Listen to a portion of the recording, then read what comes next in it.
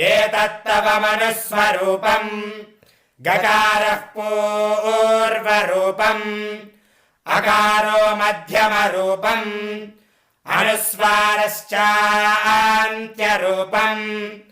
बिन्दुरुत्तररूपम् नादः सन्धानम् सगुंहिता सन्धिः सैषा गणेश विद्या गणक ऋषिः निजृद्गायत्री छन्दः